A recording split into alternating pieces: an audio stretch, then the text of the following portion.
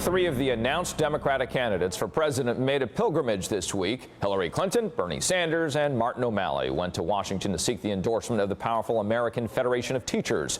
Let's bring in Randy Weingarten, the president of the AFT. Randy, great to see you. And you had the conversations. Great to see you, Richard, too. Yeah, you as well. Tell me, which one, of the three conversations you had was closest to what you might call just nice, just right? So, I'll never answer that question, right? I got to ask you, though, Randy. Exactly. But all three candidates, first of all, let me just say, we really appreciated that all three candidates changed their schedules and made sure that they were there to talk to our entire executive council and many members who we flew in so that they could ask the questions that they had asked on our website. We've been having a very extensive member engagement process since February.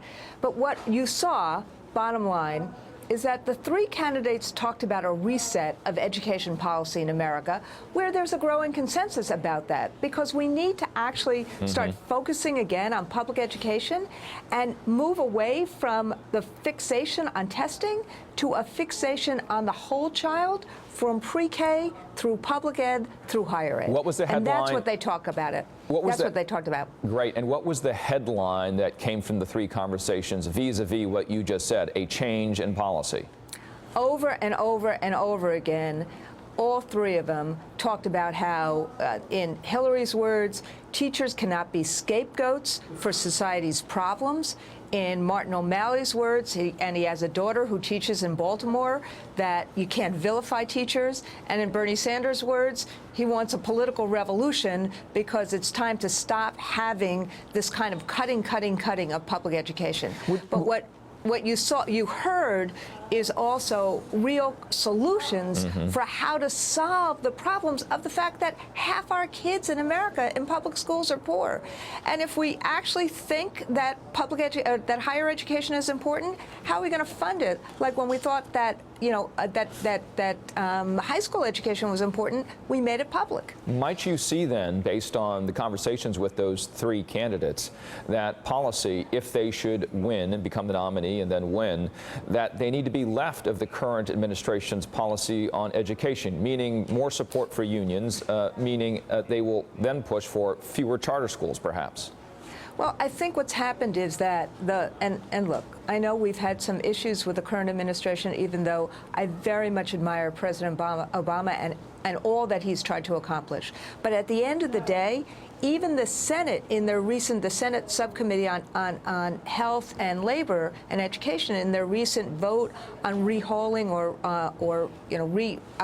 overhaul of No Child Left Behind, has said we need a reset. We need to actually focus on public education and how we help the whole child and the whole child's well-being. And instead of having this kind of sanction and test and punish and competition, let's figure out how to meet children's needs. And I think what you saw there was, in a very give-and-take way, the candidates saying this is what they would do to do that. And frankly, Richard, we've asked all the Republicans to come in as well. 30% of our members are Republicans, and not one of them have even bothered to tell us that they got the questionnaire. What does that tell you?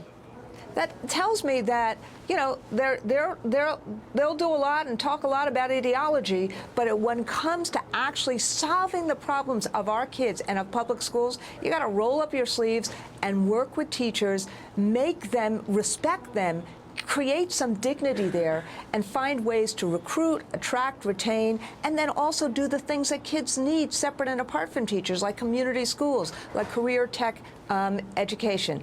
And what we're seeing is the Republicans are long on attack, but short on solutions. Randy Weingarten, thank you so much from the AFT. I wish we had more time. You have a great Sunday. Have a good one. You too.